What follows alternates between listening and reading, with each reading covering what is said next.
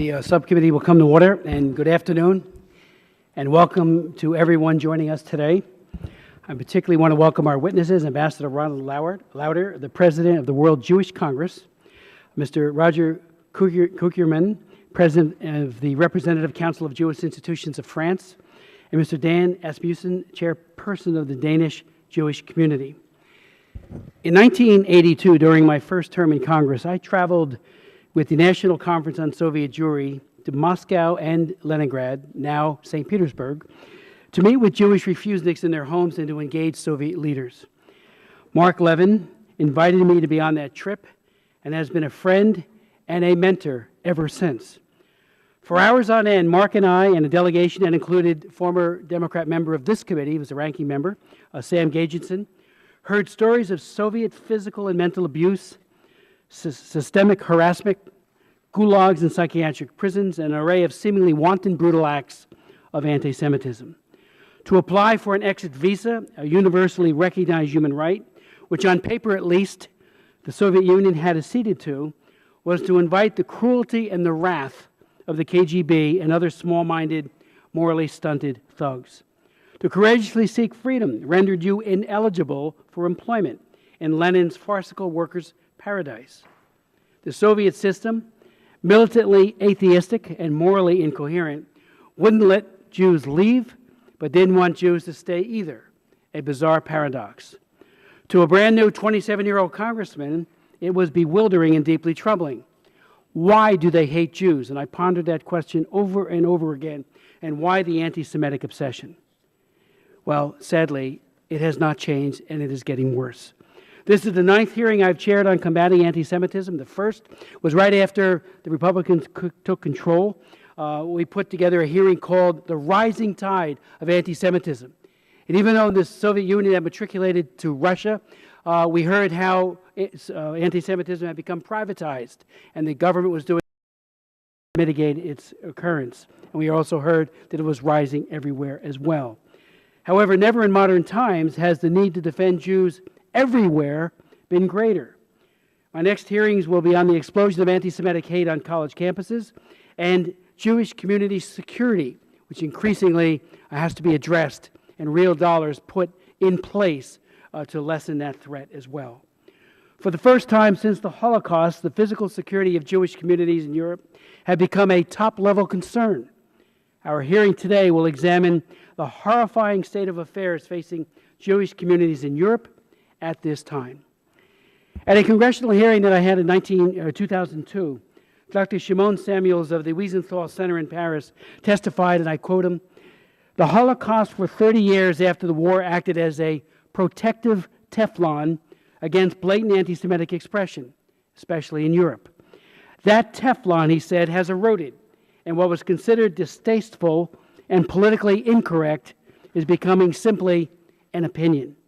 But cocktail chatter," he went on to say, "at fine English dinners can end as Molotov cocktails against synagogues." That's exactly where we are now, 13 years later. What was anti-Semitic cocktail chatter then has now led to 2 people shot and killed at a synagogue at a Jewish cultural center in Copenhagen, and 4 killed in a terrorist attack on a kosher supermarket in Paris. These are only the most recent outrages and a terrifying increase in extreme anti-Semitic violence. Let's not forget the May 2014 murder of 4 people at the Jewish Museum in Brussels and the March 2012 murder of 3 Jewish children and a rabbi at a Jewish school in the French city of Toulouse.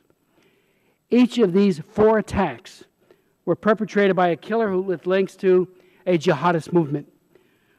For far too long, far too many government officials, many of them mired in what Natan Sharansky summarized as the application of double standards and the demonization of Israel, have reacted weakly to this danger. Meanwhile, exponentially. Today, at least 3,000, perhaps more than 5,000 EU citizens have left to join ISIS in Syria, Iraq, and other conflict zones. This is the recent estimates of Europol, the EU's joint criminal intelligence body. It would be criminally irresponsible not to take this number as a warning of much worse to come and to make every effort to prepare accordingly. And of course, that also applies to those who have gone to those battlefields from the United States. In 2002, in response to what appeared to be a sudden, frightening spike in anti-Semitism in several countries, including the U.S., I first proposed the idea of conferences on combating anti-Semitism under the auspices of the Organization for Security and Cooperation in Europe. Convinced we had an escalating crisis on our hands, I teamed with several OSCE partners, including Germany and members of the Bundestag, to push for action and reform. Many of the people in the NGOs present in this room played leading and pivotal roles in that effort. Those efforts directly led to the creation of the OSCE's personal representative on combating anti-Semitism, which has been filled with great distinction by Rabbi Andy Baker since 2009. Rabbi Baker has done outstanding work, dogged and energetic. He has been the driver behind everything the OSCE has accomplished in fighting anti-Semitism in recent years. My efforts with partners to put anti-Semitism on the OSCE agenda also led to important conferences in Vienna, Berlin, in Bucharest, and last fall in Berlin. In each of these participating states have made solemn, tangible commitments to put our words into action. In some countries, progress indeed has been made. Institutions to fight anti-Semitism have been created, and they have done excellent work. They've also done the all-important work of chronicling it. As Sharansky said at one of our hearings, he said, if you don't chronicle the crime, how can you fight it? But it has not been enough to reverse the new anti-Semitism sweeping Europe, and has failed miserably to anticipate and prevent the arrival of jihadist anti-Semitism in Europe.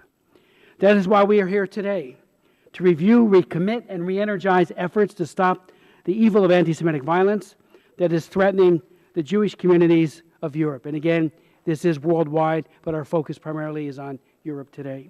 We need to learn more about what must be done to ensure community security, how the communities see the threats they face, what they are doing about them, what the European governments are doing about them, and how everyone can and must do more. We can also learn how the U.S. should do more and be more effective in this fight. And this, especially in light of World Jewish Congress President Lauder's all-important question, who will lead off our witnesses, when he says in testimony today, where is the United States? Ambassador Lauder will say, once again, like the 1930s, European Jews live in fear. In my travels to all of these communities, he goes on, I am asked the same question around Europe and the world. Where is the United States? Why isn't the United States leading the world in this crisis? I'd like to now yield to my good friend and colleague, Mr. Mark Meadows, for any comments he might have.